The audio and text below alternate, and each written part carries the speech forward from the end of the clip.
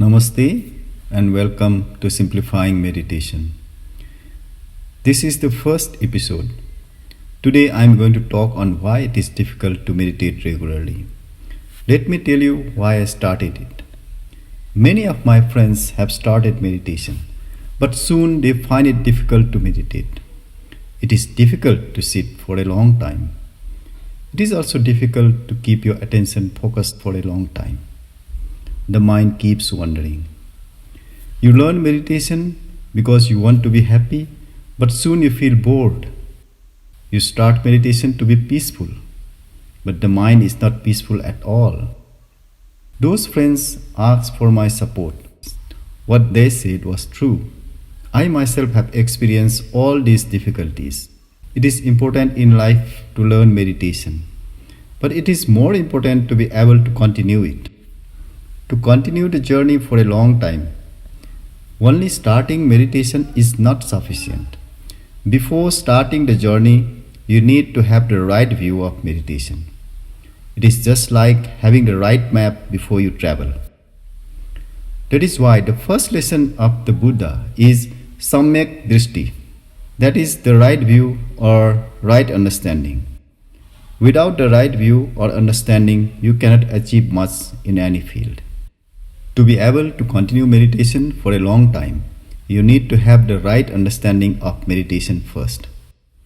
People learn meditation to get happiness and peace, but it doesn't happen automatically. It is not only in meditation, but if you analyze carefully, you will find that it is universal for learning all sorts of new set of skills. For example, you learn to play the guitar. The purpose is to enjoy music, but in the beginning it is not enjoyable at all. You need to go through difficulties, sometimes even torturous. You get pain in the fingertips. You do not get the right tune. Only after some time you can play the tune you want and enjoy the music.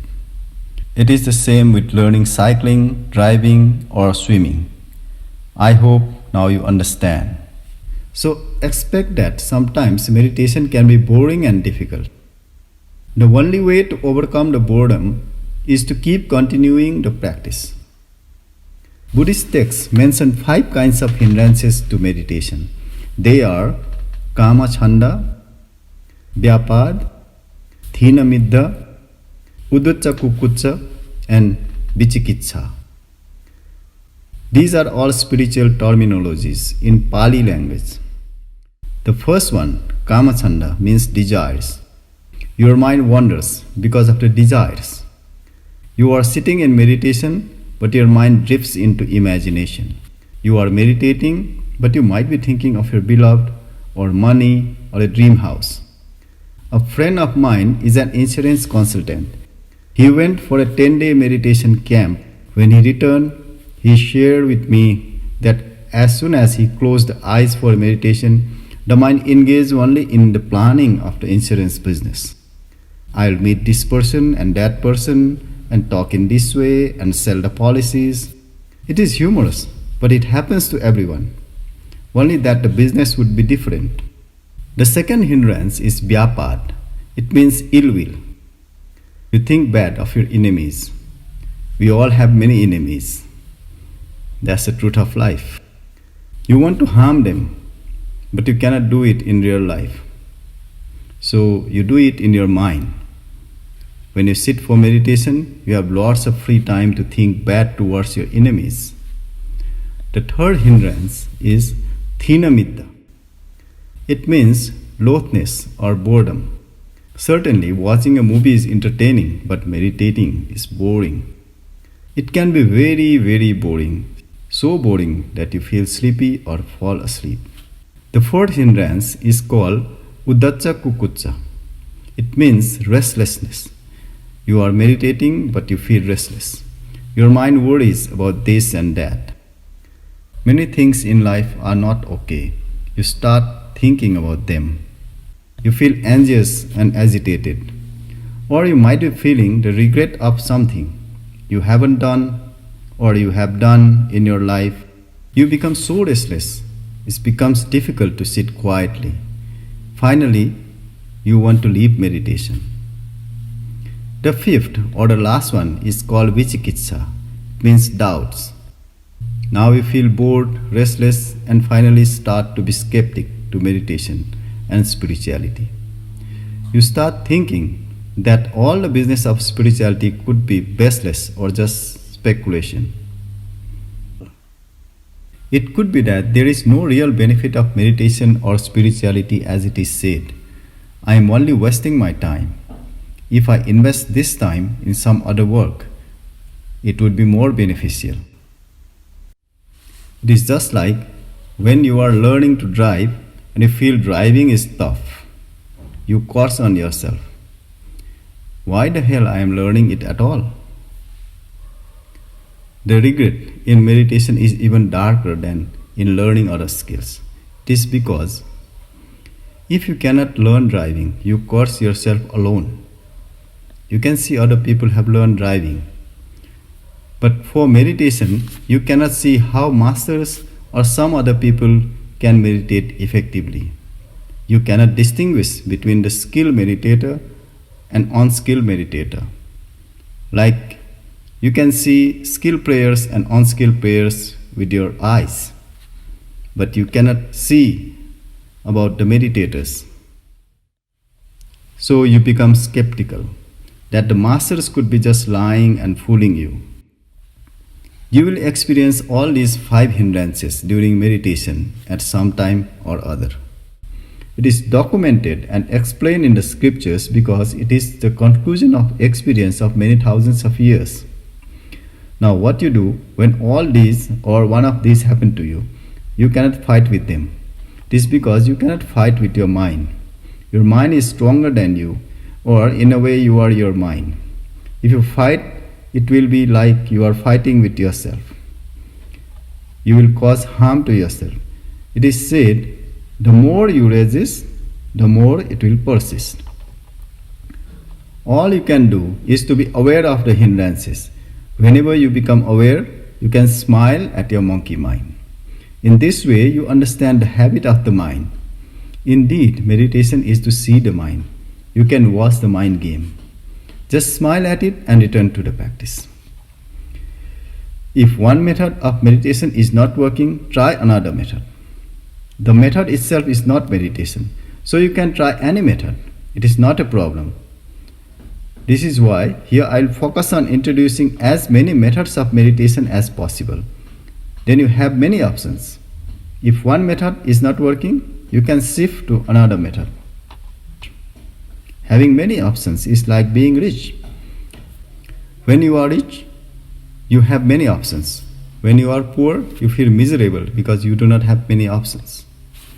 The main theme of today's talk is that you need to have the right understanding of meditation before starting it. Again, just having the right understanding once is not enough. It is not about having the right understanding, but developing the right understanding. As you progress in meditation, you need to develop deeper and deeper levels of understanding. Otherwise, you cannot be on the right track. It is also true that meditation itself gives the right understanding of life. Indeed, the purpose of meditation is to get the right understanding of life and existence. The deeper you practice, the clearer you become. You need the right understanding of meditation before you start it, and again, meditation gives you the right understanding of life. The final aim of meditation is to get a complete understanding of life and existence. In the next talk, I will share how we can continuously keep on developing the right understanding and making it deeper and deeper. We will be starting meditation practice in some days, but let's take this opportunity to get a taste of meditation. You can take it as appetizer. I'll play this singing bowl. All you need to do is to listen to the sound. To listen, you do not need to put any effort. Just be attentive to the sound. Just allow the sound to go through your ears. In between, if mind wanders, gently bring it back to the sound. Let's start and experience. I'll strike the singing ball for 10 times. Please listen to the sound from the beginning to the end.